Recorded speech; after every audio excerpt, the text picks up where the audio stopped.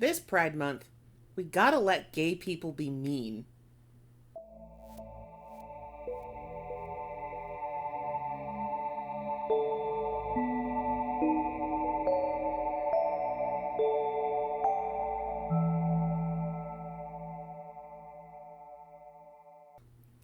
Howdy ho, and welcome back to Whole Chat, a boy love and girl love podcast that supports both gay rights and gay wrongs.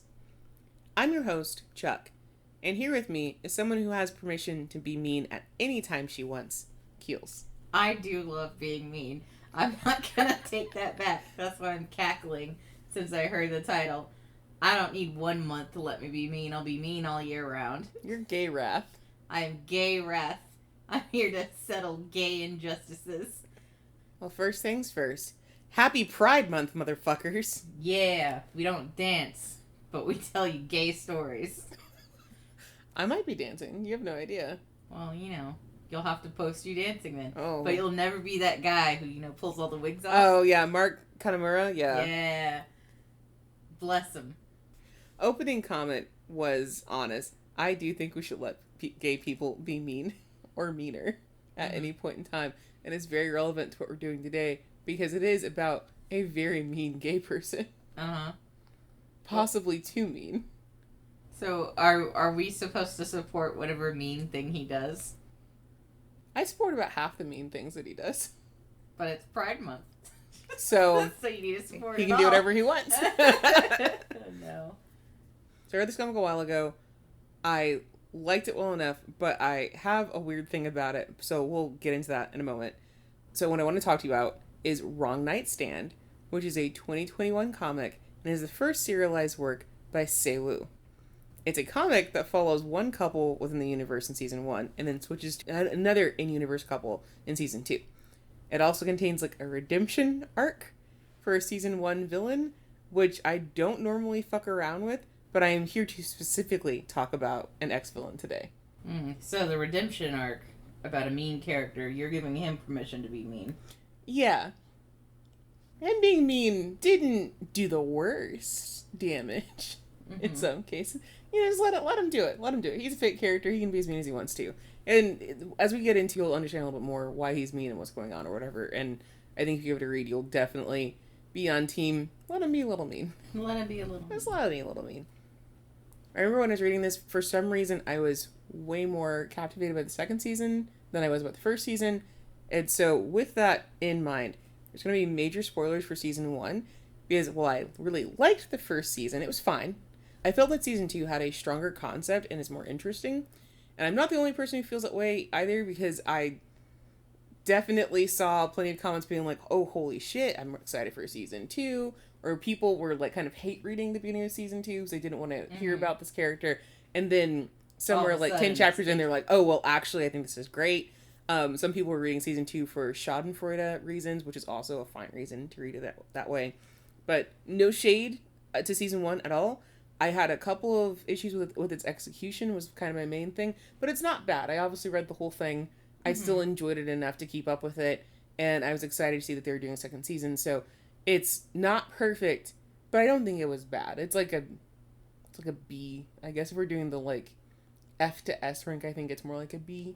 Because there's certain parts I think are really, really good, and other parts I think are just okay. So yeah, I'm actually interested that you're gonna skip a whole season to talk about the second season. I find that interesting.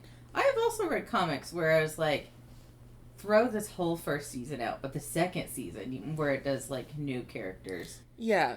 There is one comic that I can think of that I even told you about where I was like, throw the whole first season away, it's bad. But I read the second season because the background characters were so cool and they were the second season's focus. Yeah. I've read a few comics where the first whole part of a comic or a season or something like that was really bad, and the side stories or the follow-ups were really good. Or, oh yeah, good case in point, I hate Junjo Romantica, like with my whole chest. But if you give me the side couple in Junjo Romantica, I'm all over it. I legitimately knew the update schedule when I was a teenager and would skip, like, the first 3 releases or whatever, because I knew release 4 was going to be about the side couple, ate that shit up.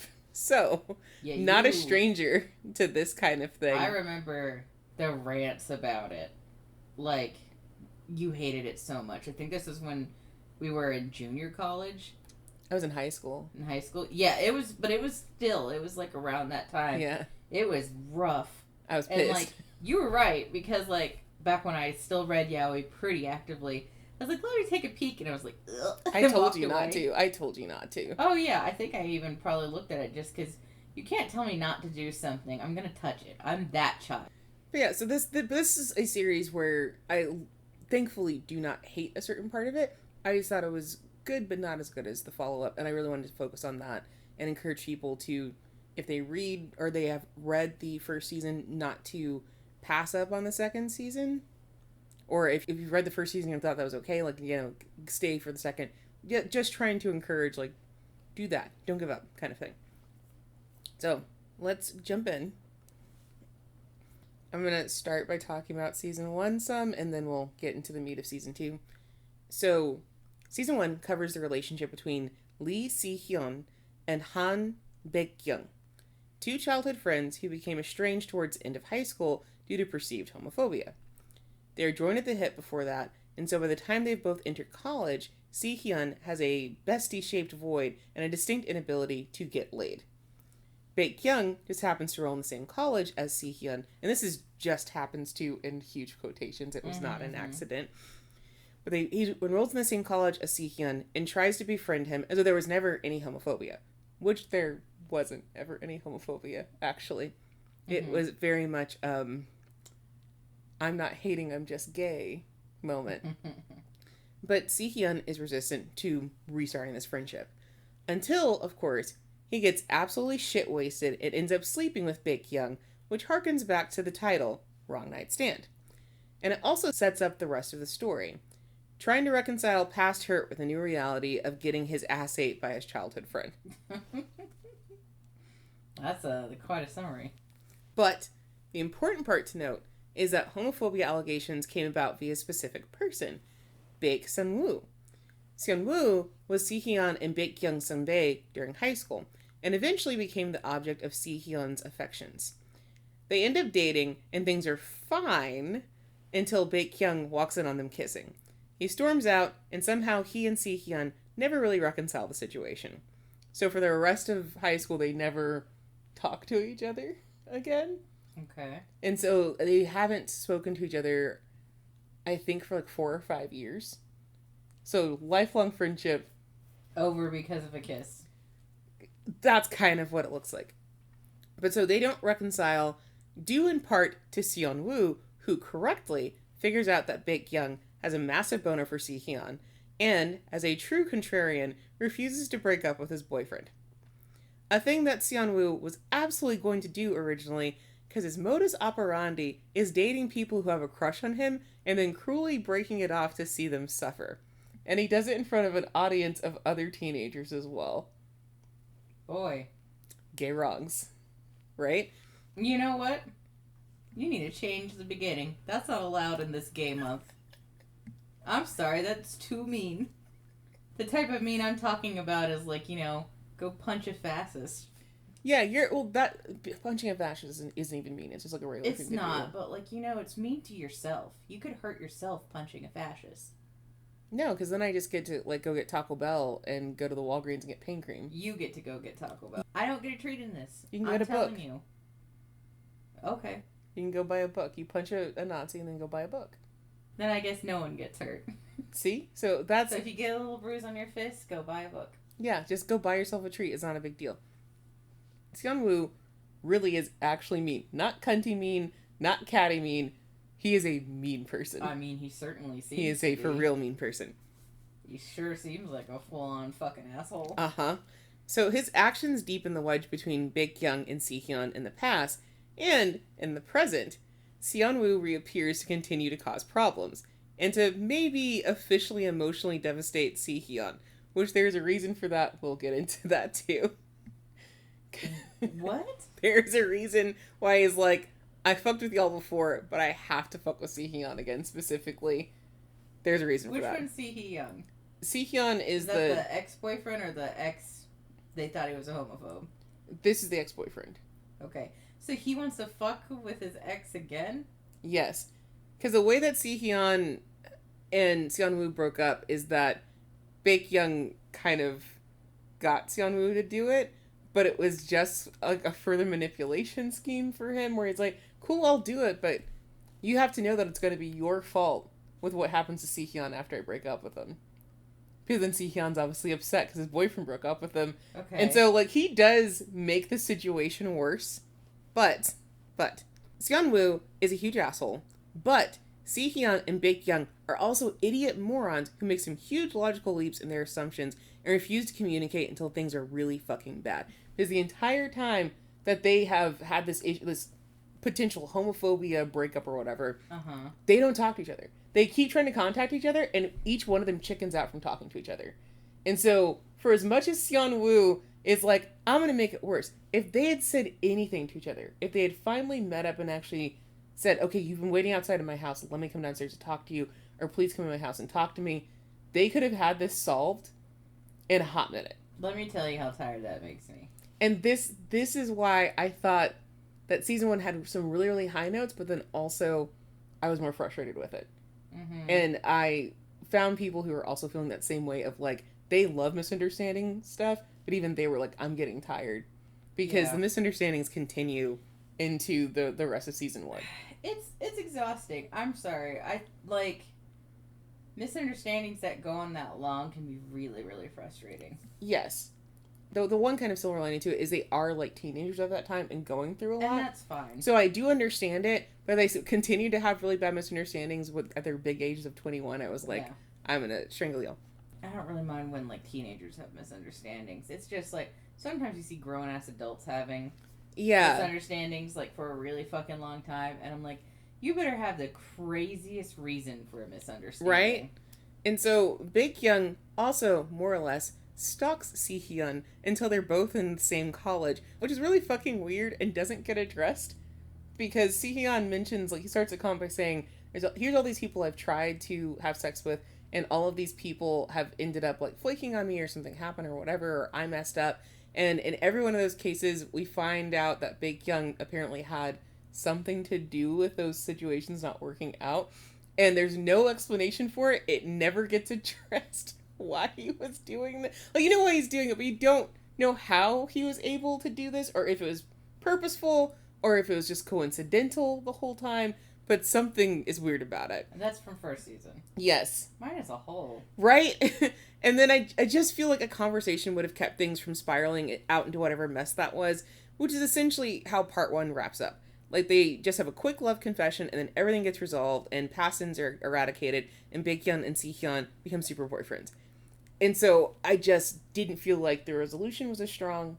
I didn't feel like some of the things that were happening were as tight. But then you'd have some really, really good moments where like, oh, this makes sense, and and this is cute, or I like this, or, oh, wow, they're being really dumb, but in a way that I find kind of charming. So there's stuff all over the place, and I think there's some good growth from both characters, especially Si-hyun kind of processing things well. And I do like the characters individually. It's just some of the situations they're getting into that made me frustrated. So it's not bad, but I also do believe it's best to read in one go.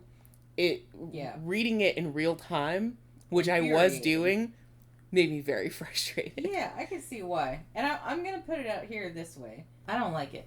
Like, sorry, what I'm stuck on is the thought of that this kid was stuck a virgin because of his, like, of this other kid who had a crush on him. Yeah.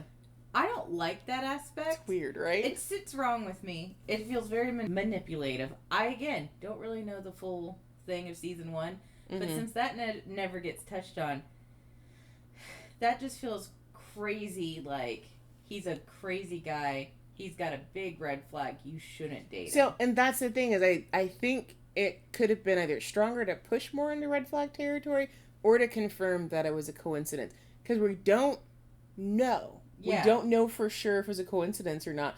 And then they just kind of, like, smooth over it like it's not a big deal. But then also, Baek Young is a very sensitive and sweet person with Si-hyun and doesn't, like, try to cross his boundaries at any other point. And so you don't know where that was going, and it just sits weird. It's sitting weird with me right now. Yeah. So this is why I was like, it's very cute and sweet for the most part, but then there are parts where I'm like, this sits weird, or this is making me kind of mad. Sometimes people put like a plot hole in their story that just can't be fixed. You know? Like there's one story. It's actually a romance novel by like Julia Quinn. It's like called How to Seduce a Marquess. And the whole point is that these two people are incredibly stubborn. Both need each other. The male lead and female lead need to help each other. One desperately needs the help so that she can like take care of her two younger siblings. But they're both so fucking stubborn. They actually have to play the old lock you in a room trick and you don't get to leave until y'all fucking make up. Which, like, that made the story pretty fun and funny for me. But it's also like, I'm so mad at that entire story because I'm like, you made these two grown-ass people so stubborn that they won't ask for help. Yeah. In a truly dire situation. Yeah. That affects other people too. Hell yeah. You're insane for that. It's an insane plot point. Like, honestly, when they got together, I was like, good, because no one else should have either of you. So that is a little bit how parts of season 1 feels. Like, you guys should be together because this is kind of messy. But, like, I can make excuses for part 1 in that, like, they're super best friends and, like, that explains how they kind of got over certain things. They're very willing to brush everything aside just to be together again. And you should have done it in the first place. That's, like, yeah, we should have talked in the first place. Again, I have my issues, and the point when I started thinking, like, you know, Seonwoo is an asshole, but he has a point, is he told Baek Young, hey, this is your fault. Like, the issue that you're having now, like, when they were still teenagers, he was like, this is your fault for being too chicken shit to confess to him. And I was like... with the asshole. I agree with the asshole. He's right. It's mean, and it's a lot for a teenager to hear, but it wasn't bad advice at the same time. What?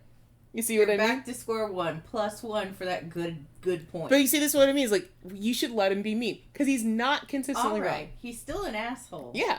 But +1 for actually being right.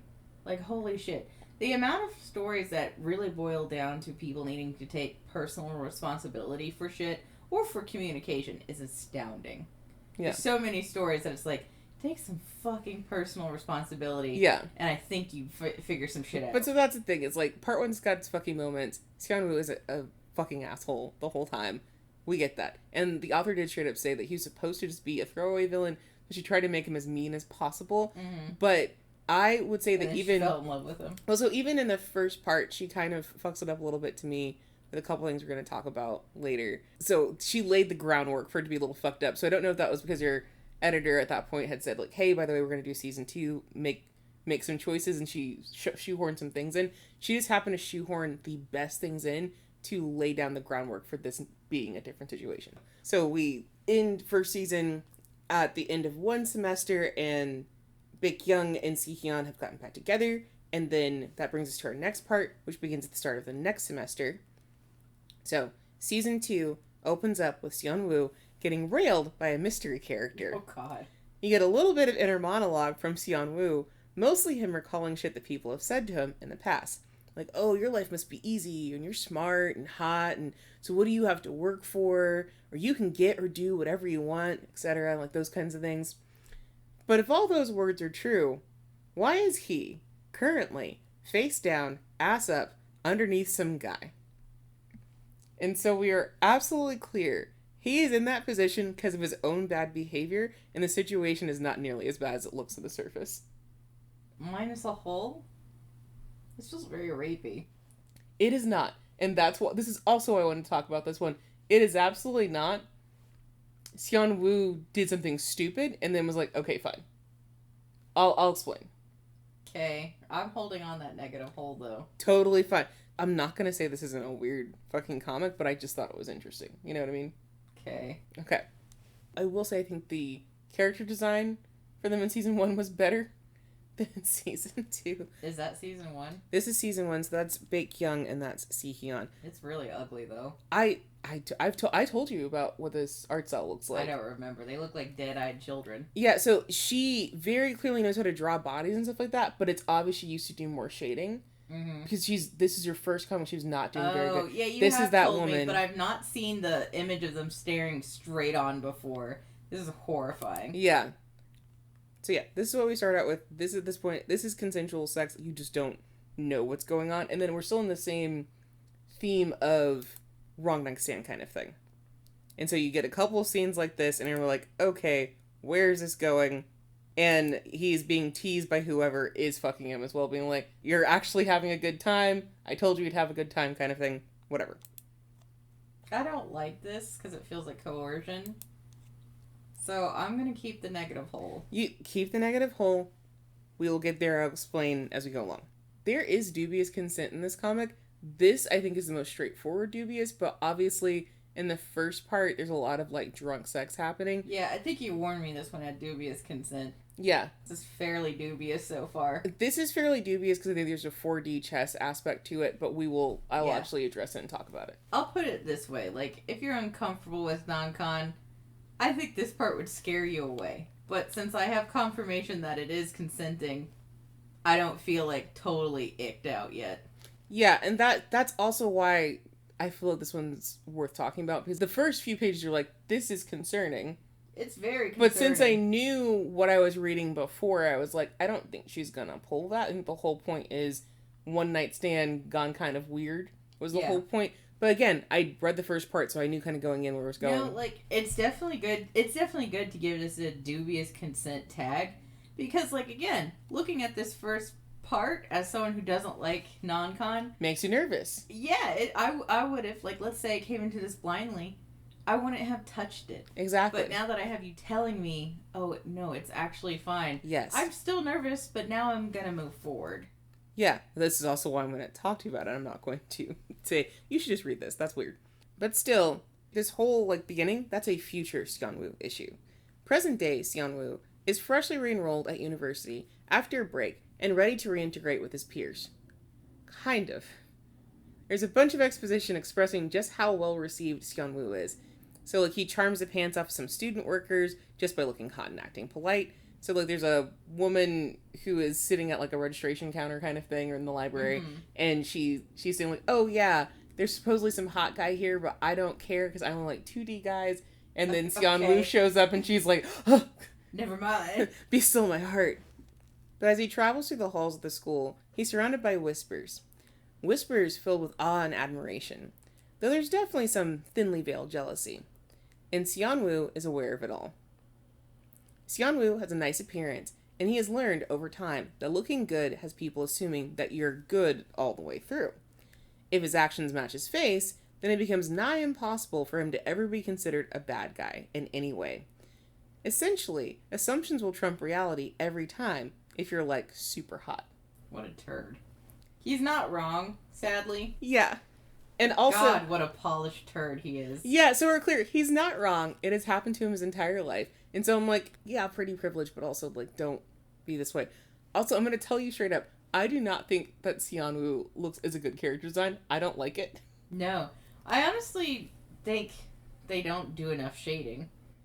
I'm pretty positive that the artist used to do a lot of, like, rendering with her work. Mm-hmm. And so it's been difficult for her to transition over into, like, comics, manhwa style, because you have to release some new shit every fucking week. There's no way you can render like you want to, because she has, like, good bases for the bodies and stuff like that. She knows where to put stuff, she knows how to draw things, but I just think, like, but more rendering would help it, like, look a bit differently. So her style's not bad, but it's very much like she's trying to basically take, like, a Rembrandt and dwindle it down to manhwa style, you know what I mean? Mm-hmm. She has the talent, obviously, and the skill. It's just you're asking her to shorthand things, and it can be really hard to shorthand. Because I've also seen some clips from her newest comic, and that one is gelling better. Because I think she's figuring out which things to shorthand out of her more, like, robust style and stuff like that. Yeah. Yeah, I will, still, point stands, I don't love Ssaewoo's character design. He's hot in universe, but me here, I'm like, whatever, it's fine. Well, also, like, I'm sorry, the art style is really ugly. I'm not saying, and it's specifically on the heads. Mm-hmm. Their bodies are really well drawn in proportion. Their faces, that is a Dorito chin, sir. It's a pretty ugly face. But it doesn't, and it's weird, because their bodies look really good. So I have a very different threshold for what I consider truly ugly. I don't like this style. I also know the origin of the yaoi hands memes. Yeah. And I like their work. So I have a very different level. But yeah, so this style is not my favorite, and I don't like necessarily how Seonwoo looks, but it is what it is. But he is considered attractive in universe. You just turned to what looks to be, or is supposed to be, a dramatic moment, and I am so off-put by how ugly it is. I'm gonna puke. Mine is a hole. I wouldn't read it. It's so ugly. That's fine. Oh, God. Sorry, you just jump scared me with ugly. But yeah, so he is obviously aware that he has pretty privilege and is using that to his advantage. But the only downside to having pretty privilege is, in his case, he gets labeled a pushover. Because some people like to take advantage of you if you're nice all the time. Which is expertly illustrated by a random upperclassman. He greets Seonwoo in the hall and throws an arm around his shoulders, saying how much he missed him. And then, without skipping a beat, asks for Seonwoo's help with the assignments that he has to do that year, because he's too busy trying to graduate to do silly little coursework. Wait, so because he's conventionally attractive, people think he's a pushover? They think that he's nice. So, because he's attractive, people think that he's automatically nice, which is a true aspect of pretty privilege, that people think you're nice and interesting, even though you haven't opened your mouth. But they think you're a pushover. And then, then he acts nice to double that down. Mm-hmm. And so then people think, oh, well, you'll do anything for me because you're so nice about whatever. Jesus. Yeah, so it's a complicated little spiral. So, yes, he gets benefit that people will believe him, do things for him if he asks. But then also, he gets people being like, well, let me push your boundaries a little bit. Let me go a little bit further, kind of thing. All right. If he's mean about that, good for him. And so this senior is just like, I don't want to do my coursework. Can you help me do some blah, blah, blah. Which is crazy because the entire point of college is doing your coursework. Yeah, you idiot. But I digress. What are you going to do at work, huh? Probably rely on AI, you dumb motherfucker. Just look at spreadsheets all day. I don't know. Seonwoo just smiles and apologizes since he'll be far too busy to help this semester, which is true, but offers out a website that you can buy essays from, claiming he uses it all the time. Which is a huge lie. He's getting your ass kicked out. Good for you. Because what I didn't mention is the girl that he met earlier that was like, oh my god, I only like 2D guys. She and her coworker were discussing how they're cracking down more on essay buying sites. Mm-hmm. And that was like an insta-fail if you used one. That's so funny. And so I'm like, you deserve to be mean at this point. This is what I meant. It's like, this mean is correct because fuck correct. This guy. What he did to season 1 characters is really fucked up. But this level of mean, go off. But also wait, because at this point I'm not agreeing with this dude. Academic dishonesty is dumb, and I think the senior should suffer a little, to be honest. However, right as this exchange finishes off, another student approaches Seonwoo and the random senior, looking one moment away from a full breakdown. He beseeches Seonwoo for help because his thesis was rejected by the school and marked as plagiarized. And Seonwoo is the only person who could vouch for him and prove he didn't copy anything. Seonwoo very politely brushes him off and offers other ways to help, like maybe we can get you a job or I can, help you get into this semester class, blah, blah, blah. But that just makes the dude more desperate. And he ends up accusing Seonwoo of screwing him over. The senior defends Seonwoo and leads him away, fully believing Seonwoo would never do such a thing as stealing somebody's thumb drive with their thesis paper and uploading it onto the essay buying site. I take it back, so he stole this dude's shit? Why? Again, we don't know yet. This is one we don't know. Oh my god. Okay. I'm a gullible idiot. Like, I thought I knew, I didn't. I'm stupid. This is why it's insane. Which is why you see him toss a thumb drive into the trash a few minutes later. This is insane. I'm like, part of me is like, go off, King. Get this other kid kicked out for being an idiot. But also, like, holy shit. Yeah, so on the one hand, you're like, well, no, you're right to be mean. I hope that other kid deserved it. Like, that's what we don't get a chance to know, and I'm like, oh, man. So the one hand, you're like, oh, he's been mean for no reason. Wait, that never gets answered for us? We don't get that answer. Minus a hole. Yeah. I really don't like, I'm not liking this pattern I'm seeing of leaving unsolved parts in your comic. Yeah. This was supposed to be a defining moment of, like, oh, well, he's being an asshole for a good reason. This person's trying to take advantage of him. And then you get, oh, no, maybe he's just an asshole. So it's just supposed to be those foil moments of, like, are you sure that he doesn't suck? Because he does suck. But maybe he sucks for the right reason. He certainly sucks. Right? So immediately after destroying the evidence, a young woman pops out of her room, also very excited to see him, and tries to convince him to eat lunch with her and several other underclassmen. Seonwoo attempts to reject her, saying that it's inappropriate for Hubays to treat their sunbae, but he's just been so kind to them all before, so it's the least they can do. This is true because Seonwoo regularly treats others to meals, drinks, clubs, etc., and it would now be impolite to refuse. Whoops. Because he doesn't want to sit with them at all. Okay. But he does treat people, and even the senior that he had seen before was like, oh man, I'll see you later, see you next time. Oh, we'll get drinks, but it's on you, right? Yeah. Get him kicked out. I'm flip-flopping on this dude. I don't like this. Welcome to the hell everyone else was in. Of like, maybe you suck, maybe you don't, maybe you suck, I don't know. You certainly have managed to surround yourself with some terrible people. That's another point that I have to address later as well. She grabs Seonwoo's arm and tugs him into the room to meet anyone he doesn't know yet. Internally, he's peeved that he's, 1, being touched, and 2, has to put up with more people. But he's got to do what he's got to do. As he's making the rounds, greeting everyone, a delivery driver appears in the doorway, food in tow. He's taller than average and wearing a motorcycle helmet with a shield down. He's also a bit of a regular at campus as a lot of students order from his restaurant, so not a single person in the room is prepared when he strides over and grabs Seonwoo's arm. He leans close as if to get a better look at him before pulling back and saying Seonwoo's full name. The delivery man then goes, "Wow, is this still how you're living your life?" Those words, that way of speaking, strikes familiarity in Seonwoo. So as everyone's eating and disparaging how out of pocket the delivery man was, Seonwoo's down a memory hole. Uh-huh. The delivery man is Heo Tae-Seo, some loser teen he knew back in middle school. They didn't even hang out for that long. There are times when it felt like Tae-Seo could look right through him and the elaborate facade he puts up. So here, read him for Phil. Yeah, so because he remembers Tae-Seo specifically saying, "You try way too hard," as a teenager.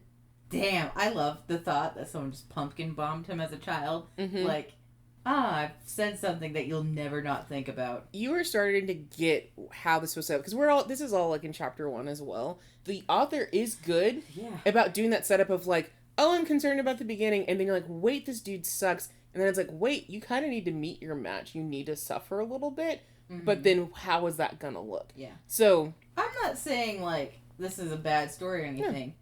There's, again, if I don't like it, if I call it ugly, that's my dumb opinion. It's not gonna be the fucking Mona Lisa to someone else. Yeah, this is not gonna be for everybody.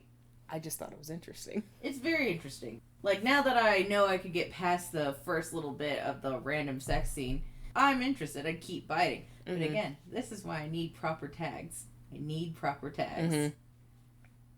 Despite Tae-Seo meaning nothing to him, Seonwoo has been even more careful to make sure no loser degenerate ever tells him he's trying too hard again.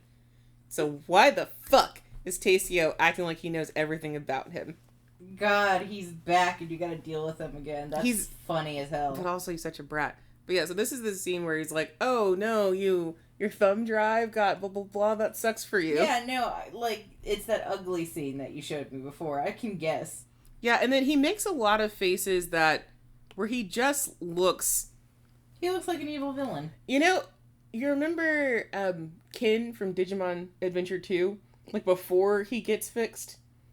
How he looks just kind of like a placid smile, dead eyes? That's what Seonwoo looks like a lot. You're right. If you give him long hair, it's Kin. Like, placid smile, dead eyes. You don't think there's fully anything behind there or whatever. God, he's so ugly. God. Yeah, this is him in middle school. I hate these close-ups of their faces you're showing me. I know. But, like, same placid smile, same kind of dead-eyed look. It's giving me Fruits Basket vibes. And this was Tae-Seo. God, it's so ugly. This is Tae-Seo as a teen. God. And this is, like, how Seonwoo's perceiving him. Is like, he can see right through me. I felt a little bad for taking a point off for ugliness. I don't feel that anymore. The more you show me, the more I'm just like, God. It's fine. God! His head's so small. Seonwoo quiets the shit-talking from his Hubays, claiming Tae-Seo wasn't being aggressive. He was just joshing, since they haven't seen each other in a long time. With that placid smile on his face as always. But now, Seonwoo is attempting to play 4D chess. Obviously, there was more to Tae-Seo's words, and he needs to figure it out. He never did anything directly to Tae-Seo, so he's certain that this beef is a result of Seonwoo hurting someone close to Tae-Seo or rumors about Seonwoo's behavior. So he thinks there's beef? Mm-hmm. Does this guy even go to college? No. Okay, so, like, this is the first time you're seeing him after a long time. Why do you think there's beef? Is he, because he's so shitty all the time? Is that it? I think you forgot, recently, he is an asshole. Well, I mean, like, I'm sorry. I guess if you're gonna be, like, a mean little cunty jerk, I think you should keep track of your crimes so you know who to look out for. I think the problem is he's done so many crimes. He remembers the people he's done crimes to, but he doesn't know all of their connections that they have to other people. Mm-hmm. And it's like, maybe my reputation precedes me. And I'm like, but you just said that your reputation is pretty squeaky clean. But, boy. like, well, yeah, we'll get into it. Whatever the case, Seonwoo decides to befriend Tae-Seo long enough to figure out his motives or what he's heard, and then dump him immediately after. What a charmer. Can you tell me his plan again? He's going to befriend Tae-Seo long enough to figure out what is going on, and then he's going to dump him. Okay, this is like a 90s level plan for sure. He's playing 4D chess, and I don't think he needs to be playing 4D chess. This is not even a chess situation. This isn't a Norm situation. You're too busy being a cunty villain. Ignore this dude who has said one thing to you. Yeah. But he can't because it hits him right in his core. Because he got a pumpkin bomb. Exactly. The guy nailed you on the head. Uh-huh. God. Yeah, because somebody saying, are you still living like this, would fuck me up, too. No. How dare you? It is an incredibly fucked up thing to say, and, like, go off for saying that to him, honestly, because he certainly seems like he deserves it. Yeah. Seonwoo goes to Montmartre, the restaurant where Tae-Seo works, that afternoon, to begin his quest to manipulate. He immediately comes upon Tae-Seo, who, without the helmet, looks significantly less threatening, and specifically, he's wearing these little, like, strawberry hair clips in his hair. That's how all of his, like, bangs pulled back, strawberry hair clips. Sibling? Yeah, he does, but that's not where he got them from. Oh, okay. Those are his hair clips. Cute. Tae-Seo comments that Seonwoo must have really liked the food to come back so soon, but otherwise, he thinks nothing of it. Like, 0% suspicious of Seonwoo's actions, so he fully believes Seonwoo's lie of, oh, I just wanted to see you to catch up. God. Seonwoo takes a seat while Tae-Seo returns to serving the other customers. Which there's a lot of men there, which is kind of weird for this restaurant that serves mostly like Italian adjacent foods. Kind of like, seems more like a dating restaurant. Girls would come and you might take your girlfriend there kind of thing. Mm-hmm. Is this a known gay hang? Is that what's happening? We will get there. When Tae-Seo comes to take his order, Seonwoo asks for a recommendation since his friends ordered for him before. And I'm going to be using friends with like... Because he has no friends. Yeah, I'm going to use that with a heavy quotation voice because he either doesn't have friends or he shouldn't have them. Yeah, no. Chuck is actually air quoting when she says friends every time. And I'm like, yeah, this kid has no friends. It's not for real. He's just using them. He's holy shitting. Or he's using them or they're using him. You know, it's not friends. It's shitty acquaintances. So they have a totally normal interaction, so much so that Seonwoo is beginning to think that he was wrong about Tae-Seo's motives. He might just be a chill and honest person. But it still wouldn't hurt to lay on the charm, so after Tae-Seo gives him the standard free garlic bread, Seonwoo wheedles him a little bit, asking for something truly special, something no one else gets. He's gonna smooch you. This is a mistake, and the outcome is 100% Seonwoo's fault. Alright. Tae-Seo returns with a plate of red pasta with a smattering of chocolate on top, 4 large globs of ricotta on the side, and a little basil leaf for garnish. He just made something up. He explains that he's been working on a signature dish, so there's nothing on the menu more special, and encourages Seonwoo to give his honest feedback so he can take notes. No, it's gonna be bad. And also, he canceled the more edible pasta dish that Seonwoo had ordered, because there ain't no way his skinny ass could eat both. Never mind, thinks Seonwoo. This motherfucker definitely has something against him. Yeah. Whatever he's about to make you eat. Theoretically, this could work, but it's not good. We later get confirmation that the pasta is spicy. Yeah. As well. So there's a lot. Yeah. Seonwoo returns to his apartment that evening and is greeted by his adorable cat, Navi. Which, like, the cat does a little fast walk to be like, oh no, it's Dad. Hello, Dad. Hello, Papa. That's cute. Seonwoo lets Navi wind around his legs for a bit before kneeling to pet him. Which is when the cat and the audience get to see how sick Seonwoo looks after eating all that pasta. Because he definitely ate the whole thing. What's wrong with you? Why? Well, he couldn't even... He wants to be his friend, right? No, he couldn't even stop eating that slop since Tae-Seo appeared to be earnestly taking notes the whole time. So he really did sit next to him the whole time he was eating. I was like, okay, what do you think about this? And how's the finish on this? And was writing down stuff. No. Ain't nothing like that gonna make me eat your nasty-ass food. So Seonwoo's like, that rat bastard's probably laughing at me right now. He probably guaranteed. is. Because there's a little funny scene, too. You are not a clever evil villain. A little funny scene, too, where he picks up Navi and, like, just has him close to his face, and the cat gags. Oh. The cat's like, dude, what you been eating? Every time the cat gets close to his face, just... Bleh. Dad, no. He nuzzles his face into Navi's tummy as he begins to plot his revenge. Seonwoo is going to make Tae-Seo cling to him for dear life and then beg for his forgiveness. Guarantee it. Alright. Which, again, also is such a hard thing to take seriously, because this is Navi, the cat. The cat looks like a really crappy emoji. The cat's never drawn 100% right, but I end up finding it charming. No, it's also... It feels charming. Like, it's... When I say that, I don't mean it in a negative way, but I just mean, like, this cat doesn't look real. But, like, the cat looks weird all the time, but I love seeing them anyway. Because they just look weird. And, he does. Yeah. Yeah, there he is, like, rubbing his face into the cat. And he's trying to plot his evil plan. While holding this adorable fucking cat. Yeah. I think it's very fitting that this villain has a cat. Yeah. And that was something that the author had snuck in at the end of season 1. So I saw him with the cat, and then I was like, well... It kind of sets you up for that, like, well, maybe he's not that bad because he likes an animal a lot. Mm-hmm. Because that is something that I think in our human brains we think, like, oh, if they're kind to animals, they're not going to be... They can't be that bad kind of thing. No. So I thought that this was a smart thing. But also, even if you do like villains, I love villains who love their families or love their pets. Yeah. I'm immediately endeared to them, and I'm like, yeah, they're criminal, but, like, their little monsters gotta eat. I can agree with that. You know what I mean? It's like, oh, we're the same. Because I also need to feed my little monster, you know? But so, Seonwoo starts his plan of make Tae-Seo smitten with me so I can make him regret it, which isn't even a special plan by any means, but he's definitely being more aggressive about it. He visits the restaurant every day for 2 weeks, no skips, while laying on as much charm as he can muster. We're treated to one scene where he's acting extra familiar with Tae-Seo and confirming that he'll come by the restaurant specifically when Tae-Seo finishes his deliveries.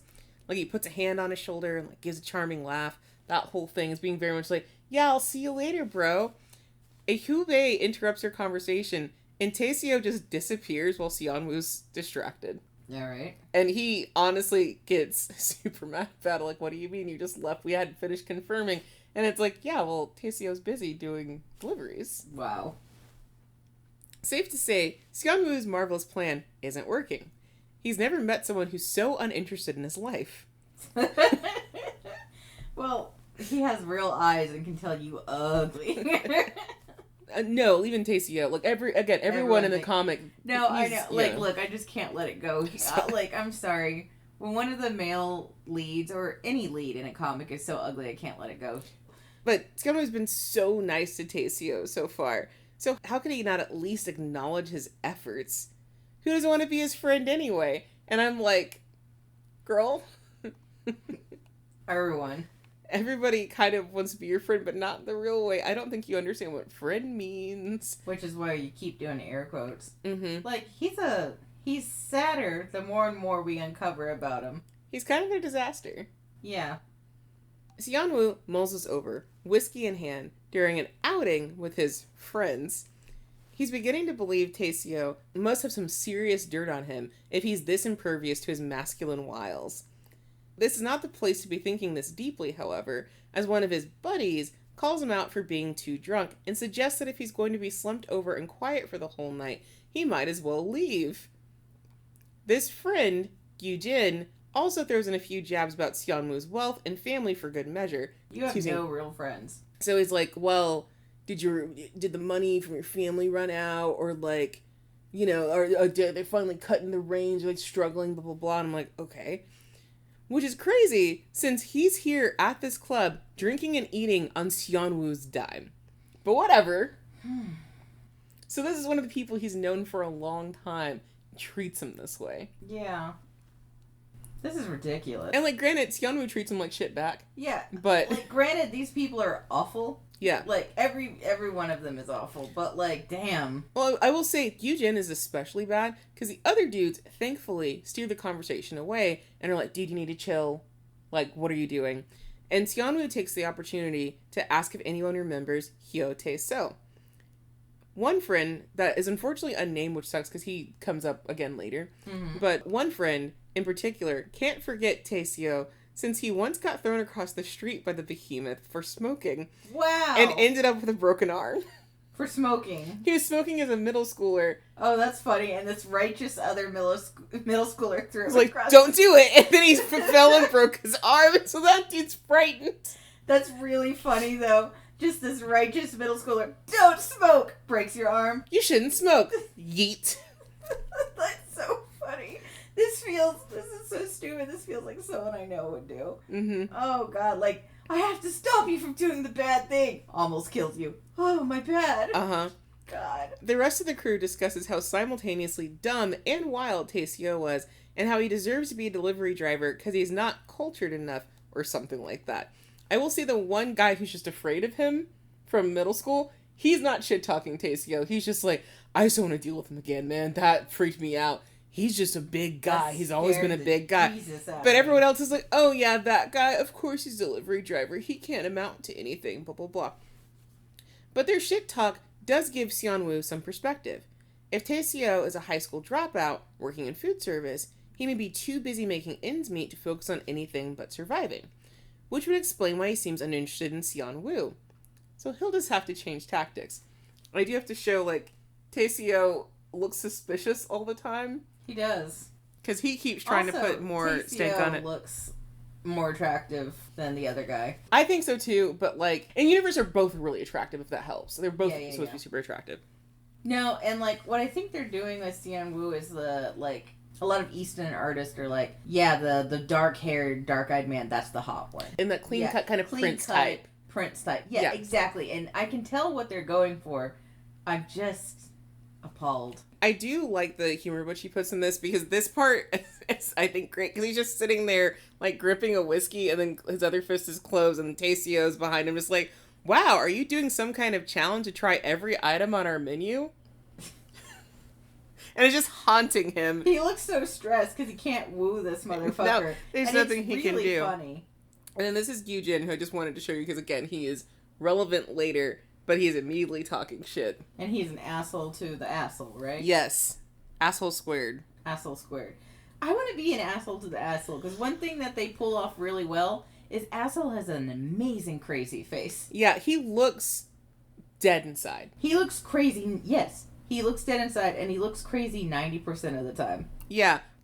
Now Seonwoo was thinking, I'm just going to change tactics, and I'll get this figured out. Which, I think this is a great time to bring back the old, like, 4D chess with a park pigeon metaphor, because that is exactly what's happening, and the park pigeon's going to win. No. Because he's overplaying it when he doesn't really need to be. Mm-hmm. So funny. So Seonwoo visits the restaurant again, but this time with a gift. A tube of Chanel hand cream. Like, pinkies up all the way designer shit. This boy ain't gonna want Chanel hand cream. I know. He passes it off to Tae-Seo, because he noticed how dry Tae-Seo's hands have been from all the cooking and the cleaning, and he was so worried about it. Then, noticing a Band-Aid on Tae-Seo's hand, he caresses said hand while asking what happened. Like, homie is laying it on incredibly thick. Very thick. I'm embarrassed. He legit asked Tae-Seo out in a super flirty way, doing that whole, like, whining about how hard it is to hang out with him, and asking if he has any days off, before inviting him to a cool restaurant, because chefs love restaurants. It is so incredibly obvious that the only other worker in the shop, the head chef, is trying his damnedest to not pay attention. Because he's like, oh, they're getting into it. Yeah. Meanwhile, Tae-Seo is blocking every suggestion with pure matter-of-factness. Like, yeah, I can't get time off because there's only 2 of us in the restaurant. So if I take time off, we have to close the shop. You know, that's not fair. And it's like, you're right, Tae-Seo. But also... Wow.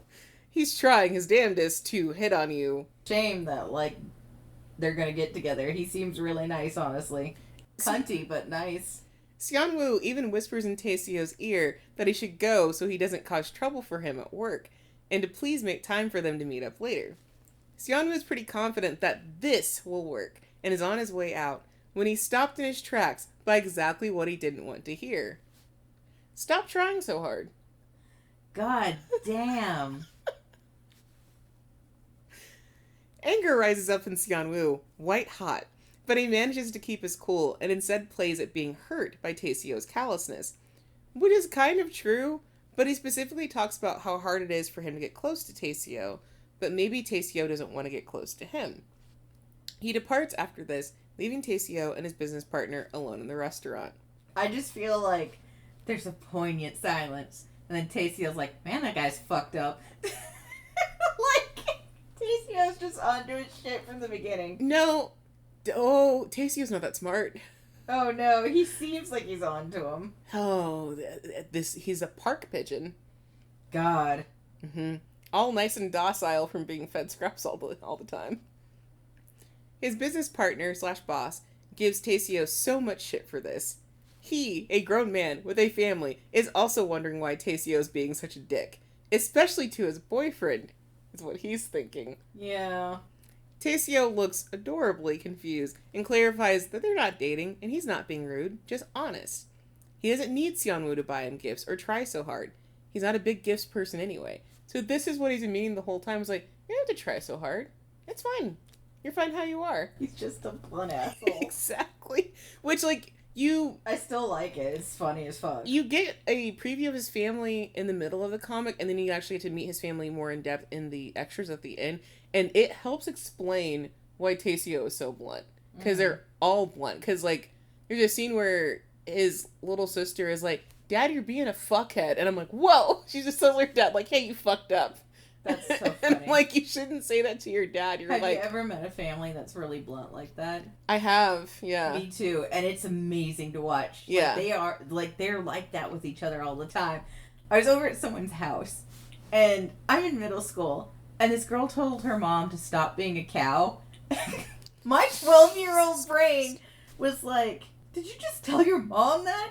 And the mom is like, I'm not being a cow. And the daughter's like, you're being really mean to that person on the phone. You should stop giving them a hard time. And then the mom's like, oh, you're probably right. I didn't want to be there anymore. I was so uncomfortable. Mom, come pick me up. Yes, I was like, if I didn't have to be here specifically because my mom couldn't come pick me up, I wanted to leave. God. Yeah.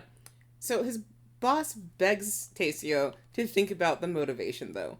Why the fuck would someone show up that often to the restaurant and bring that many gifts for Tae-Seo if there wasn't an ulterior motive? And what fucking motive would that be, my guy? What motive could a young man have coming to this restaurant that is regularly full of gay men want with Tae-Seo? So this is a gay hang place. It wasn't originally. The lore behind that is Si-Hyun from the first season. Mm-hmm. He started coming there and he would keep bringing dates that he had to that restaurant. And so they were chill with it. And so then a bunch of other gay guys were all like, oh, so that's a cool place to hang out. Okay. And so they become a gay hangout spot on accident.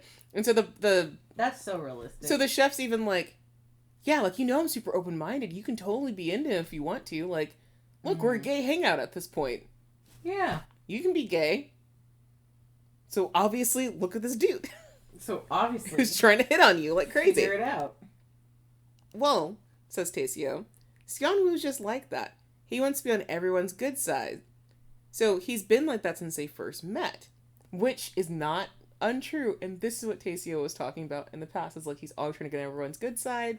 Mm-hmm. He's always trying too hard. That's all he meant. It's just you don't have to try that hard to get people to like you. The boss counters that getting on someone's good side would involve generic hand cream, not designer shit. It's a wonder that Tae-Seo's ever dated anyone before. Has he? Yeah. He's had plenty of dates before. He's like a regular amount of experience with like girls and stuff like that. And this is the thing too. Tae-Seo, I think, has also slept with guys, and it just doesn't come up. So when you start putting together like, oh, he's kind of dumb. Oh, and he's bisexual. And the picture of who he is becoming clearer and clearer. He's a very chill bisexual and doesn't bring it up. Because a couple people are like, well, he dated girls before, right? So why would he be into a dude? And it's like, he's fucked dudes. It's just none of your fucking business. And he didn't think to bring it up. But the boss implores Tae-Seo to at least think about his own feelings towards Seonwoo, since he definitely watched the poor handsome boy ask him out in no less than 3 different ways. Just think about it, you dumb sack of shit. And, like, honestly, the answer should be, like, don't think about it, because this guy's a jerk. Well, at this point, to be fair, Chef doesn't know that. He's been totally normal. But, like, that's what's so funny is it's like, oh, if only you knew, brother, this guy's an ass. And in Tae-Seo's defense, he didn't hang out with Seonwoo that much. He tried to befriend him and wanted to spend time with him and stuff like that, but they weren't always in the same classes and stuff. And the first time that Seonwoo did the whole I'm gonna fuck with you because you like me thing was in middle school, but he didn't make a habit of it until high school. Mm-hmm. And so at that point they weren't going to the same schools anymore. So Tae-Seo was just like, oh yeah, he was kind of a weird kid, kind of awkward, and like was having trouble connecting to people and trying too hard, but he's been okay otherwise. So he's missed the whole history of Tae-Seo getting Seonwoo getting worse. That's fair that he missed it. I'm just saying he's an accidental genius because he's like just has no idea how bad this cutting him to the quick every time. Yeah. So Seonwoo lays off the gas for a few days because he believes some time apart will help their relationship, but honestly, he's just frustrated. However, spending less time with Tae-Seo does nothing to clear his head, and in fact, has the opposite effect.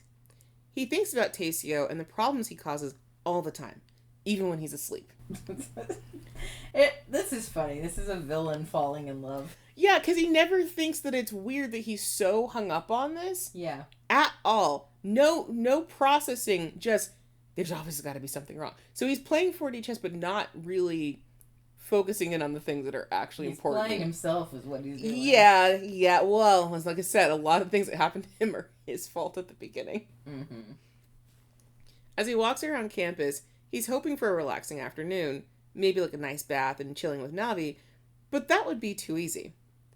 A ways in front of him, Tae-Seo is waiting, casually leaned up against a wall, looking cavalier as ever. Seonwoo doesn't notice until he just about runs into him, but Tae-Seo's presence fills him with triumph. Playing hard to get actually worked. And now Tae-Seo's asking him out. Mission accomplished. Mission accomplished in exactly the same way that if you're American, you're probably thinking of. Like the mission accomplished sign on that boat during the Bush era. This is the kind of mission accomplished we have. We're about to have 10 more years of war afterwards. Oh dear.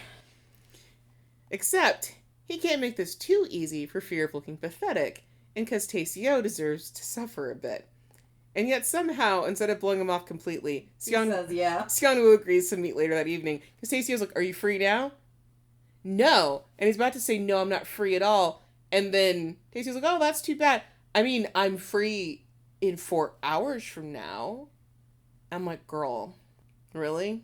Okay. He has a crush and he doesn't know. And no idea. No, it is fascinating. That's fascinating. That's fine with Tae-Seo, and he promises to wait patiently until Seonwoo's finished with whatever it is he has to do. Except there's nothing actually for Seonwoo to do. He's ahead in studying and is 100% just fronting.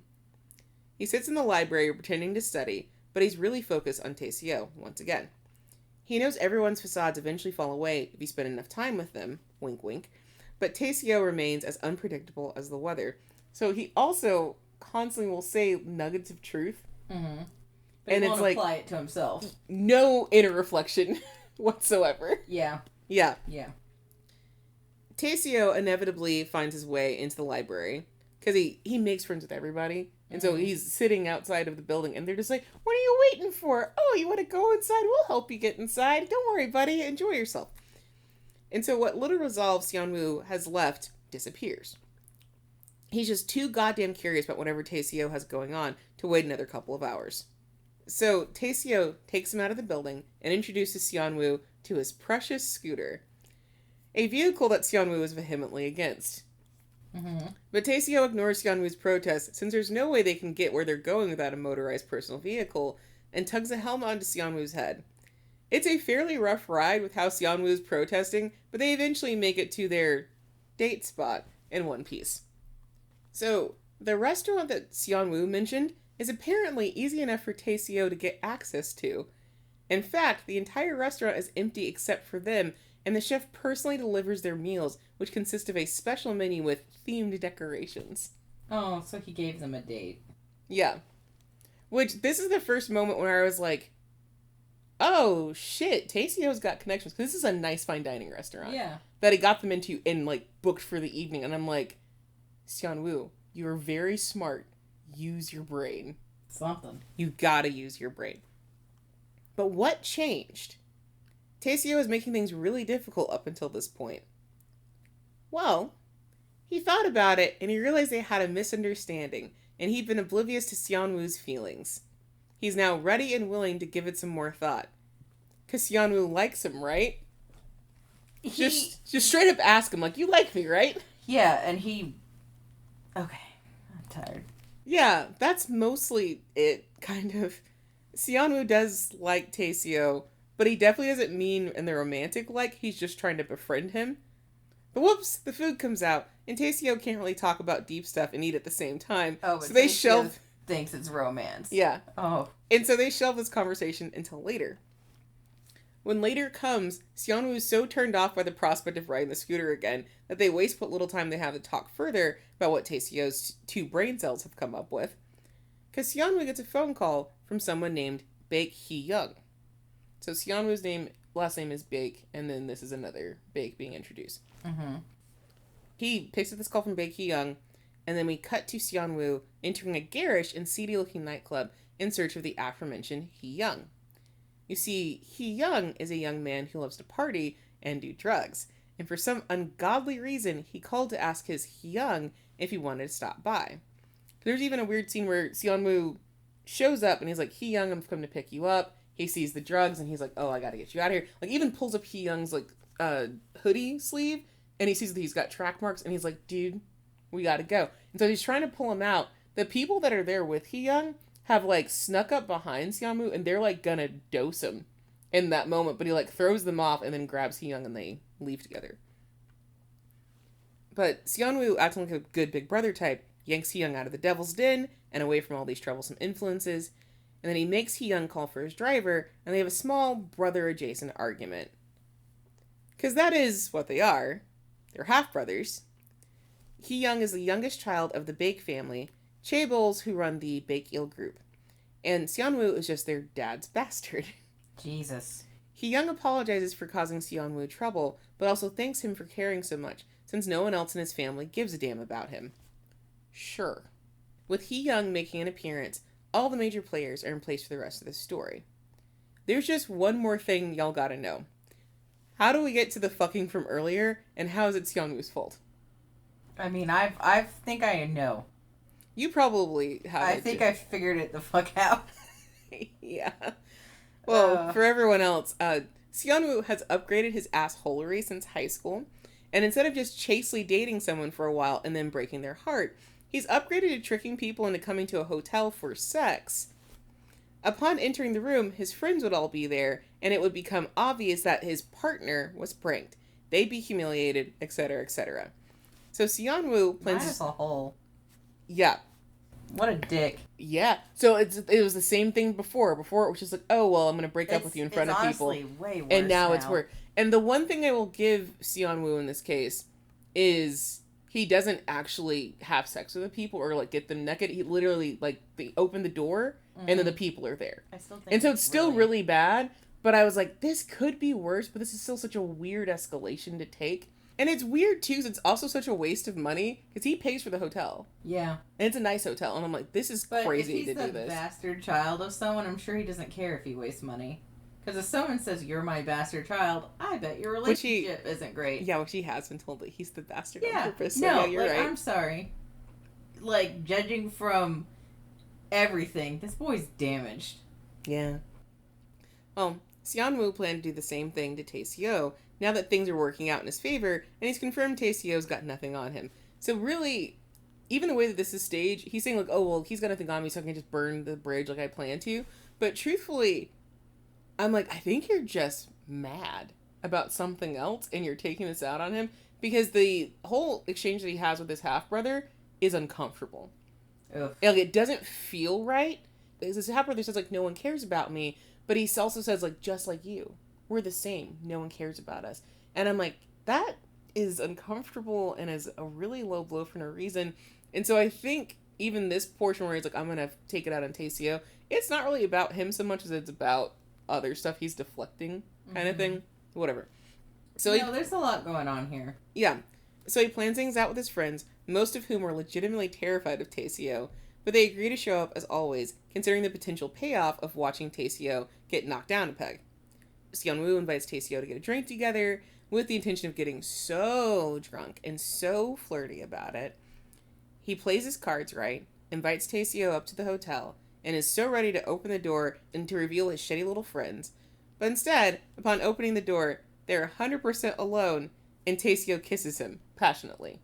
Because he's been laying down the entire evening, yeah, we're going to go have sex. We're going to go have sex. We're like, I'm so in this position. We're going to go have sex. And like... Did his friends blow him off? They ditched. They are petrified of Tae-Seo. That's fucking funny. Oh my god, that's so funny. And so you're like, oh, you shouldn't be in a situation where you're about to have sex with somebody and y'all didn't negotiate well. But at the same time, it's like, you did negotiate. But you thought this was going to go differently. And so this is where it's like, you put yourself in this weird situation. You should actually stop it. Like, if you don't want to do this, like, stop it. But he doesn't stop it. He doesn't stop it. In fact, he keeps trying to insult Tae-Seo, thinking this is going to hurt his feelings. But so we're clear, Seonwoo's a virgin. He's never taken it further than kissing somebody, like, super chastely in his entire life. He's never had a real relationship before. Right. And so he keeps saying, like, well, you can't get me aroused. And Tae-Seo's like, you must be nervous. I got you. And so he's like, wait. And so Tae-Seo's like, oh. So he never says stop. I think he says stop twice, but it's in relation to, like, he's getting a blowjob for the first time, and he doesn't clarify, I want you to stop. Tae-Seo's like, oh, is it too extreme? Do I need to go slower? And then he doesn't answer him. And so every time he has an opportunity, he will not be honest. He has to say, like, he's on top. And then in the middle of it, he then goes, what am I doing? It's not a big deal if I have sex. It's not like it's special to me. We can just have sex. It's not a big deal. And so then he's like, no, we will have sex. This will be fine. And I'm like, dude. Yeah, this is very dubious consenting. Yes. Like, I'm going to be real. I would count this as low-level rape until the moment, like, we do get confirmation and he's like, well, never mind. Like, and yeah. This is a very tricky sex story. This one is the trickiest. The other one, I was like, they get drunk, they get blasted. Young adults do that. This one is tricky because even I was like, are we going to do this? And then you are like, wait, will you just tell him the truth? Will you just tell him, I don't want to do this? This is so complicated. This is honestly so complicated. Yeah. That, like, I don't know what to call this. Like, I'm going to still say this is dubious consent, and I don't really think it's rape, but it's pretty damn close. And this is the closest I think it's up with the closest I've encountered of it. Because I've had, I don't mind dubious consent, and I've had tons of encounters with it in, like, stories. But, like, I was worried because I thought this was going to be, like, oh, well, he didn't say no, so it's not rape. And I'm like, no, it can still be rape if... No, it's not that. He consents to it and says, like, yeah, we're going to do it. But he's just like, but you're never going to get me aroused and I'm never going to be into it. And Tae-Seo's like, well, we'll just go slow. He wants to, like, weirdly hurt him while having sex. Yeah, he wants to embarrass Tae-Seo so badly that he chooses that over actually making the decision of, like, well, do you want to have sex or not? And then he reaches a point where he's like, he doesn't even think, why is he not understanding me? It's more like, why is he not understanding I'm trying to put him down? And it's like, you gotta tell him. Yeah. Because he is countering everything that you're saying with, like, oh, you're nervous, right? And then you won't clarify. You're like, I'm not nervous. Actually, you're just not good at this. Like, okay, well, what else do I need to do? Oh, should I try this on you? Hey, I know I'm really hot. Tae-Seo does say, like, I know I'm pretty hot, huh? And Seonwoo tries to put him down with, like, yeah, I mean, your body's nice and all, but you just can't turn me on. And he's like, well, I'll do that. And so the phrase he had said earlier at the beginning of the comic of, like, see, you got turned on. That's Tae-Seo putting his whole pussy into, like, I'm going to make you feel good. And he's very nice about the sex, takes his time to prepare him, tries to lay him down gently, is trying to take him, like, in a way that he even guesses, like, you must have not had sex before. I'll go really slow. Mm-hmm. Like, let me make sure everything's ready. And when Ssaewoo's like, no, take it out. And he's like, no. I have to keep my fingers in. Because you gotta stretch you, dude. Like, we have to take this slow. I'm not gonna, like, let you hurry up. Yeah. We can't rush through this, so we have to take our time. This is very interesting, because this is, like, a giant miscommunication. But, like, that is... The story has set up its name. So what I'm going to give this story... I'm going to be frank. I'm not enjoying it. That's fair. I'm not enjoying it. I think it's very interesting. I'd like to be told about it. I don't think I'd read it. That's totally fair. But I think it's very clever. This is...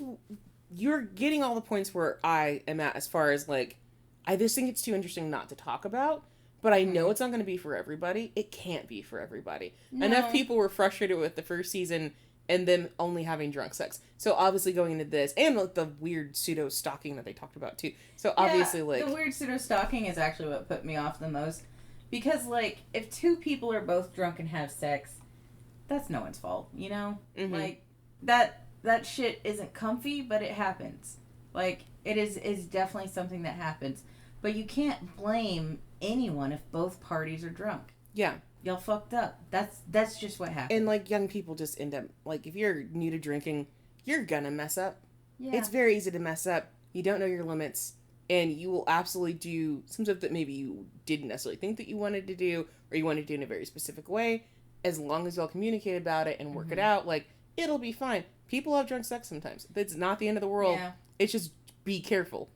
Like, they actually do have a good time. So I'm like, this is actually kind of great, because he actually has a good first time. Because he does have a good time. It's pleasant. He gets pleasure and all that sort of stuff. He's sore as fuck the next morning for regular reasons. But even afterwards, he's like, okay, we had sex. Whatever. I'm still going to break his heart. Which is absolutely not what happens. Because from that point on, Seonwoo ends up having sex with him multiple times. And he's super like... well, whatever, I guess you want to do this. And I'm like, girl, you invited him up to your apartment and stripped your body. This is a very evil tsundere villain. Yeah, he comes off as a very evil tsundere later. But even with this happening, there's still plenty of mysteries left. So how does Tae-Seo finally win Seonwoo over? Why is Hee-young such a creep in just a couple of pages? Will Hee-yeon and Baek Young ever make another appearance? And why is Seonwoo such a shitty little asshole? That's the top question I have. That's the top question I had at this point, too. Because while I wasn't minding this kind of push-pull relationship between Seonwoo and Tae-Seo, I was also like, well, why are you an asshole, though? Why are you like this? Why is this so tough for you to, like, date a person? There's a part in here as well that Seonwoo gets so paranoid. Because he's very paranoid, clearly. He gets so paranoid that he almost ruins his own happiness a couple times. And I'm like, girl. Yeah. Can you calm down? That's just a sign of, honestly, probably abuse. I'm sorry. You call yourself the bastard of the family and people call you that too? Yikes. That's problems. But let's dive into the characters a little bit. There's not a whole lot of them, so it should be fast. But, of course, we have Baek Seonwoo, who's our protag and not a great person. He is cagey, paranoid, and constantly trying to game people. But he's also very well aware of how other people are trying to game him. He's too attractive for his own good, and his appearance has regularly caused him problems since he was a little kid. He is upsettingly lonely, and the details of his past help explain how he's grown to be so cynical and twisted. He's really just a walking, talking, emotional wound. He has an uncomfortable relationship with his younger half-brother, and has a special hate boner for Hee-yeon. He's way too obsessed about Tae-Seo and what he's thinking, and that definitely goes somewhere.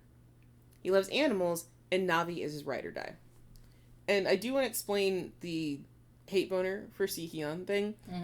In high school, he'd already been gaming people and doing the whole, like, oops, I broke up with you, oops, I broke up with you. With Hee-yeon, he actually had to ask Hee-yeon, hey, are you interested in me because you keep looking at me? And Hee-yeon was like, oh, no, sorry, no. And runs off and is, like, all shy about it. Everyone else that he fucked with, they came up to him and they were like, well, you're so hot, and I've just been thinking about you so much.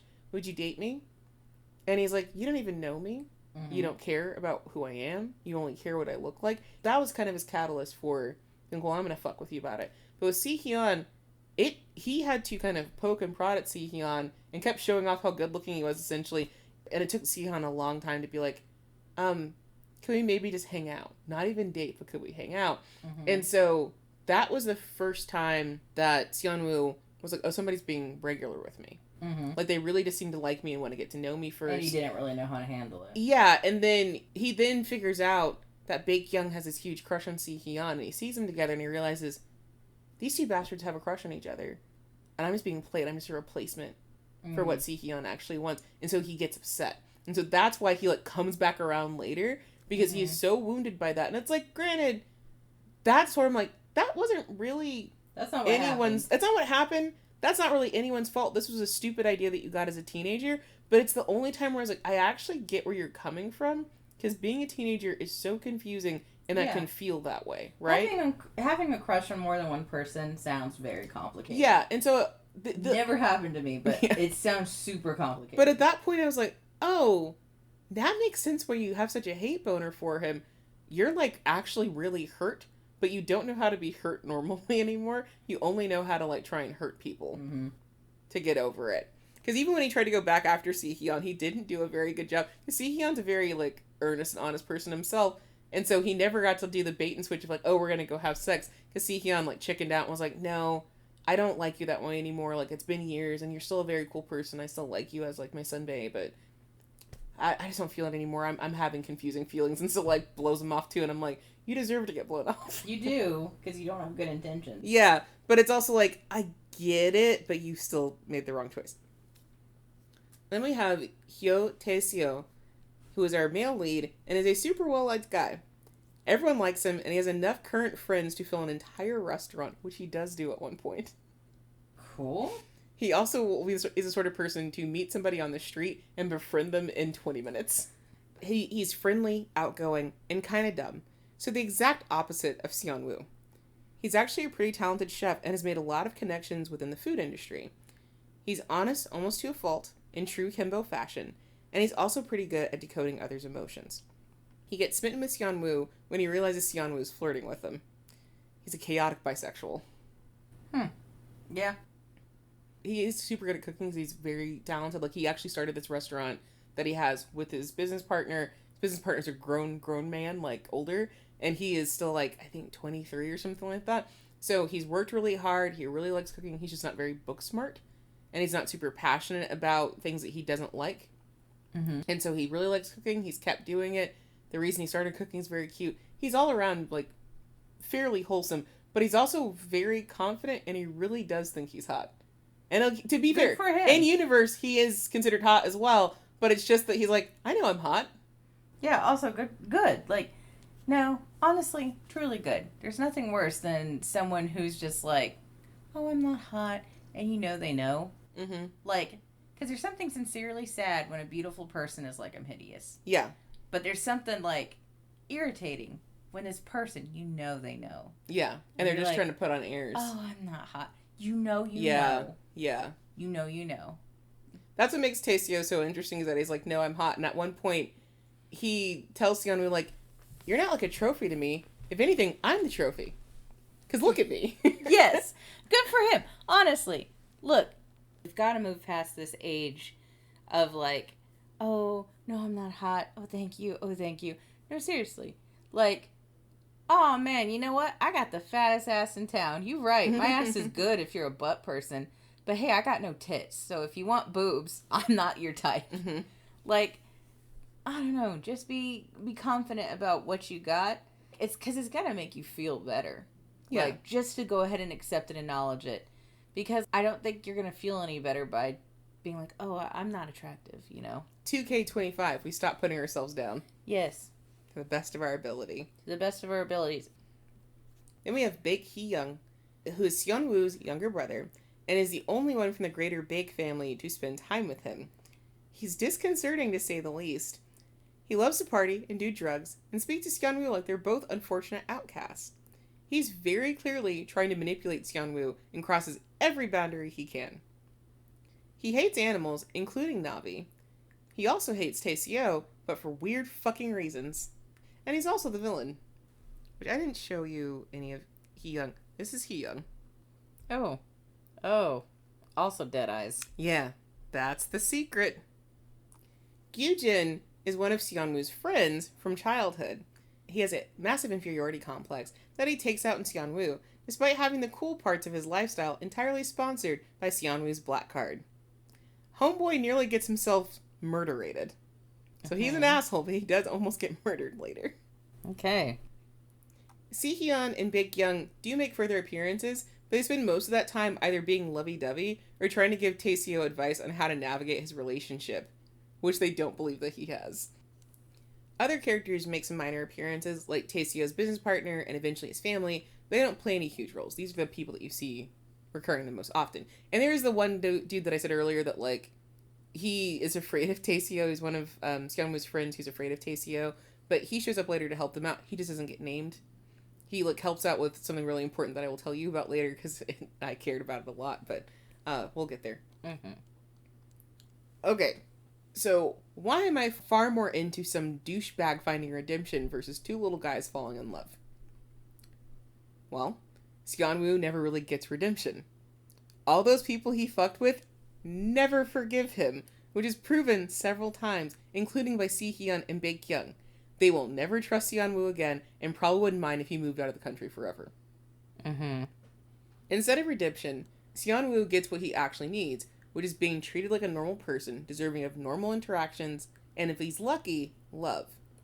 Seonwoo's actions are never excused, and they do make his life more complicated, considering the main thing that he actually wants is to be close to someone, and to be accepted fully by another person and have complete trust in them. And yet he spends so much time shredding potential relationships and attracting the shittiest people around. He actively cockblocks himself until he cockblocks so hard that it comes full circle and he gets a boyfriend out of it. Okay.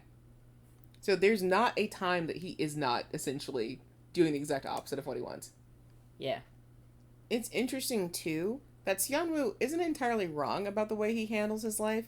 He really is at the mercy of getting used by others. So many people in his life have tried to use him or get close to him with ulterior motives. The friends he has are barely his friends and seem to just hang out so they can get free stuff and get into exclusive clubs. And then, of course, the whole weird cruelty element that they have of wanting to see other people get humiliated for some reason. They think that's a fun game. His half-brother uses him to save face and parades him around in front of his high-class friends like a fancy pet. Plenty of people are so blinded by his features that they completely forget that he's a fully realized person. Mm-hmm. And so for every time I'm like, yeah, you shouldn't be lashing out this much, I'm like, do you really have a chance to have a normal relationship? We're not sure. He kind of dates someone else towards the end because she knows it's going to be like a business transaction sort of thing. She's like, well, you'll be like hot arm candy and that'll be fine kind of thing. And it's like, all of this is uncomfortable. You have no real relationships, basically. Like, it's very tragic. And I can see exactly how he got here with everything. And I find that very interesting to hear about. Mm-hmm. But, like, yeah. Just, like, I don't know. I'm not into, like, the fantasy side of me just isn't into villains getting any kind of happiness or redemption. No, and that's fair. I felt okay with this because he really didn't undo the harm that he got. He has to just start over. Yeah. That's definitely more realistic. I can definitely like that better. Yeah. But I'm just like, eh. Like, honestly, for me, I would be disappointed in this season. Mm-hmm. Because if he was our baddie in season 1, and now you're telling me I have to endure a season 2 about him. See, that's what everybody thought. Yeah.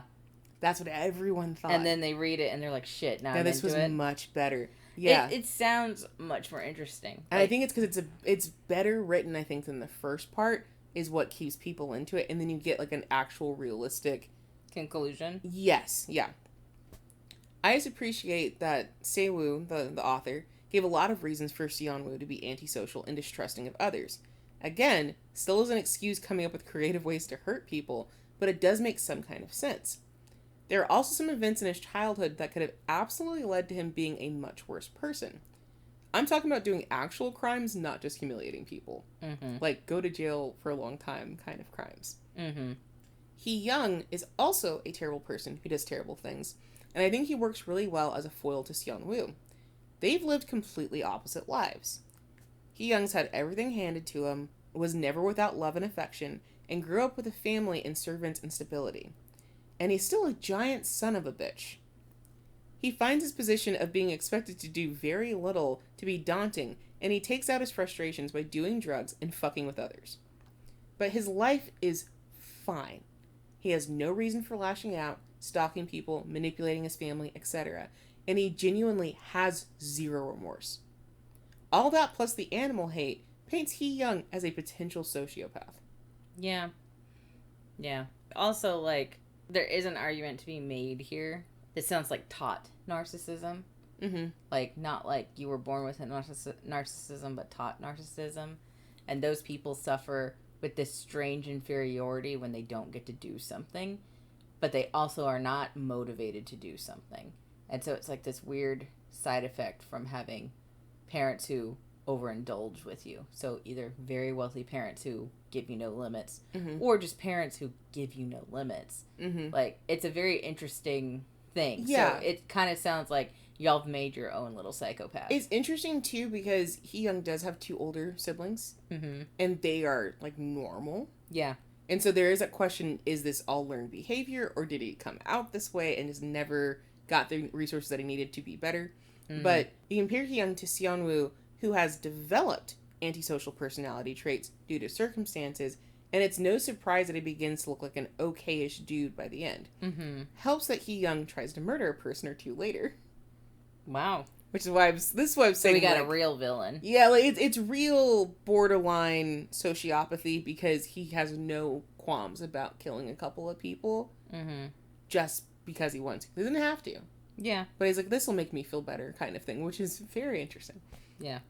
The explanation of Seonwoo's behavior, plus the lack of redemption, plus him getting kind of bullied into a relationship and facing consequences for his own dumb actions, makes the second season more interesting. Because the whole time you're wondering, how is Ssaewoo going to convince you that Seonwoo deserves anything more than getting kicked in the dick? But it's also because the problems and resolutions are a lot clearer.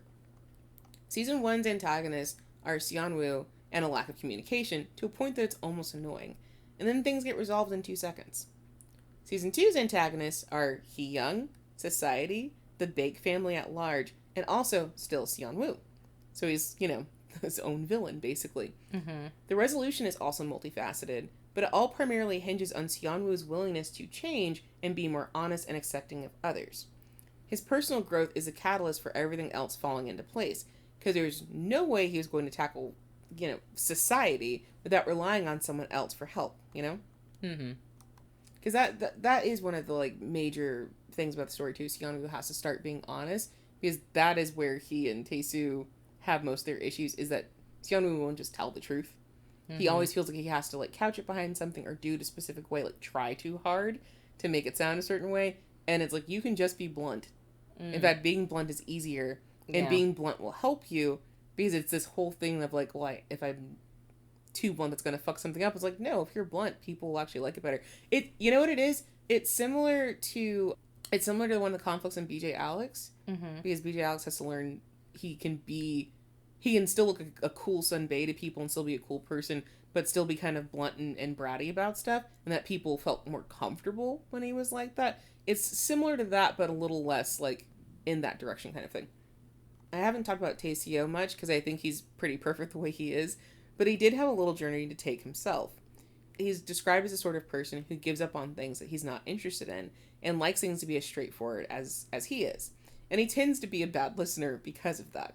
Mm-hmm. And yet he falls madly in love with Seonwoo, a person who's more akin to a Rubik's Cube than a person, and one who regularly puts down nearly insurmountable boundaries. Yeah. But Tae-Seo sticks with it, learns to listen better, and while he can't really read between the lines, learns to ask for an explanation if he gets lost in the sauce. He just develops better sensitivity, kind of like a rambunctious dog adjusting to a skittish cat. Mm-hmm. And his endless devotion to things he likes is very much needed to, more or less, save Seonwoo from himself. I also have to appreciate the way he handles Seonwoo's past aggressions. He just straight up accepts it, encourages him to apologize, and not do it again. Simple as that. You're a bad person before, but you don't have to continue being one, and you're still deserving of love. And that's really nice, because that's how it should be. We all have our own limits. Mm-hmm. If you found out someone was a car thief, but you loved them, you asked them, hey, don't steal the car again. But, we all have our own limits of what that could be. Mm-hmm. If, like, you fell in love with someone and you found out that they were their own country's Hitler, maybe you wouldn't want to tolerate that. Yeah, that's fair. But I mean, Seonwoo's issues, they're pretty bad. Yeah. But Tae-Seo, he knows himself, and he's honest with himself, and he figured out he can put up with it. Just, hey, don't do those shitty things again. Yeah. It's really nice. Like, you can just stop. Yeah, people are not perfect. You're going to run into someone who doesn't do something you like, whether it be like, maybe they like egg salad and you think egg salad is gross. Yeah. Let small stuff go. And yeah. Then there's even bigger stuff that you might have to compromise on and figure out. Mm-hmm. And I think that's really the crux of Wrong Night Stand, forgiveness and acceptance. Si-hyun and Baek forgive each other easily enough due to their long histories with one another, but Seonwoo doesn't get his actions forgiven, but is forgiven for having been a shitheel and is accepted despite all that. He ends up presenting a complicated figure that has been through more than it seems. His wounds are hidden from outsiders, but he's still in a tremendous amount of pain, and that pain is a catalyst for lashing out at others. But sometimes that's just what happens. Hurt people really do hurt people. Yeah. It's not just a saying. And Seonwoo's situation really has me thinking about how individuals process abuse and neglect. No, some actions cannot be forgiven, no matter the reason, but does that mean you're not deserving of basic respect, decency, and love? This is a comic that says no, and that you can always change tomorrow. Nice. So, if you want to have a complicated, horny, and weirdly empowering time, Wrong Night Stand is for you. You read it on Lay's End. It contains dubious consent, big crime, small crime, social crime, bullying, child neglect, shitty parents, antisocial behavior, violence, attempted murder, lying, manipulation, stalking, cute kind, stalking, not cute kind, drunk sex, and too many goddamn misunderstandings. And then Navi the cat also has a scary moment, but he is 100% fine, so no dead animals here. But there's animal endangerment. Yeah. You don't know for sure if he's in danger, but he disappears for several chapters. You don't know what happened to him. Totally fine. Cat's good. 100% okay. Yeah, because I know anytime there's an animal and somebody says murder in the title, you get concerned. The animal lives. You should check. The animal lives. And we don't see any active animal harm. No. That's good. No. The only thing that happens in Navi is he gets fat. But no animal harm. But yeah, so what's your whole rating? Let me tell you, Scoob. Yeah. I don't like this one. That's okay. I have tons of friends who would, though. Yeah. So, to my friends who might be listening, I know this is to your taste. Read this. Mm-hmm. I'm going to give this a 5 out of 10 for me. Yeah. The plot is really clever, and I find that very enticing. But there's not a lot here that I like. The art style. Do you have an art style update for me to look at real quick? I'm going to be honest with you, it doesn't get better. Okay, then no. The art, I'm sorry. It's not to my taste. Mm-hmm. This does not mean they're a bad person. I just don't like their art. Mm-hmm. The villain having his own story, I don't really like those either. I really just kind of want to hate my villain and move on. Mm-hmm. That's what a fantasy is for. Yeah. I understand that people can have depths to them in real life, but in fantasy, I kind of just want to freely hate someone. I understand. Yeah. But again, I think this is very clever, and I think it's a very interesting story to tell. I love a story that's like, hey, look at this shitty family, and here's the result. Mm-hmm. Because I don't like stories where it's like, look at this shitty family and look at this perfect child. Mm-hmm. I want the child to have some fleas, honestly. I get it. Yeah. Yeah.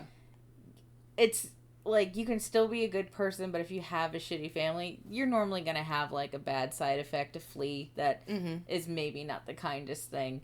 But yeah, it's not the worst. I'm not interested. I personally won't be reading this one. Yeah. Truthfully, this is how I wanted to introduce you to it, because I wouldn't suggest that you read this one. I just find it so fascinating that I think this is the only story that I've read where someone was truly a villain, not an anti-hero, not a Seto Kaiba character, but an actual villain. And I thought, you know what? You're right, bitch. I don't feel the same way about him. I do think he deserves some happiness. Because every other time I've read it, I'm normally like, ew, don't talk to me. I will say that I do think, he deserves some happiness. I think, I think they sell how this should be. Yeah. I just, I'm not into it. Totally fair. But yeah, if you've come across this story before and you're wondering why are people into this like this is kind of what's going on. This is at least a preview as to why. Give it a shot. You can always stop and do something else. But yeah, I totally agree with your 5. I get it. Yeah, because like, and the 5 is really for all the writing, like all the writing choices in this, like all the interesting little details. Yeah. Because goddamn, I might be able to tolerate it if it wasn't a comic. Because I am much more tolerable when I don't have a visual that goes along with it. Mm-hmm. Like, let's be real. I wouldn't like Interview with a Vampire if I could read it as a comic. I wouldn't like it. Like, it's just got too much stuff I wouldn't want to see. But, like, reading it is fine. My imagination is less harmful than what people depict. Mm-hmm. That's fair. So, I don't know. Well, if you want more from Ssaewoo, you can find her at Ssaewoo on Twitter. Her Twitter handle is SSAEEWOO. That's on Twitter. Or you can check out her new work, To My Beloved Enemy, which if this is fucky to you, that's fuckier. It's not translated into English officially yet, but you can buy the original on Boomtoon, and I have a feeling it's going to get its translation pretty soon. Nice. It seems pretty popular so far. More Hole? We are on Bluesky and Tumblr at hole-chat, and our gay little DMs are open. For bussy inquiries, please use hole.chat.69@gmail.com. And wherever you're listening to this, please give us a like, a subscribe, a follow, tell your friends. We also would like your friends. Mm-hmm. Yeah, we could use some listeners. Yeah, just a 5 or so. Yeah, a few more. Yeah, whatever you want. Well, that's all for this week. Thanks for listening, and tighten up. Tighten up.